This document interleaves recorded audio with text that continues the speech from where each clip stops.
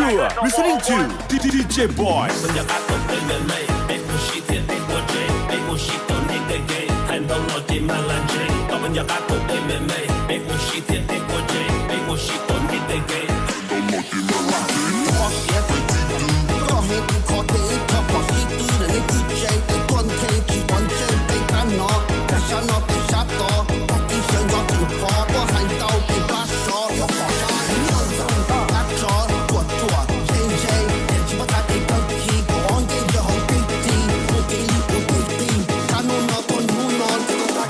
Listening to DJ Boy. Trong lưng rồng nên đọc hình giờ, tổ phá sinh nên phong trình thơ, vị trí thì nên lưu yêu giờ, từ tiết kỳ yêu cầu bình đẳng. Bó sàn đi đá ngắm, bó sàn nông nanh, kỳ từ tiết kỳ yêu mong bờ, bó phỏng bờ. Mỗi thế cuộc chạm mà, bây giờ lại nằm tay chia, chỉ nằm cùng sâu, thẳng đầu bước tính tổ hốc lẹ, mình nhảy vào chỉ bao ba hậu, ngay tiếng gai đại tới, yốt trâu là, để hậu là, ba tiết sâu trên nên cực ta, ba tiết sâu trên nên căng ta. Chỉ bao phụ lo, tôi hai tiết phụ lo rồi nhé, bao xin lưu mong là ta đây hai con tôi hai em mang quê ở kề, có là phải rồi thế đó, để cho chị thấu là, hai tiết chỉ hậu tôi sẽ để mà có tôi nhé, all of my bitches, all my bitches, all the love what's up, they go come home to the floor, hai con tôi hai tiết chỉ hậu nên không thể kinh doanh mình căng ta, stop the follow on. You are listening to DJ Boy.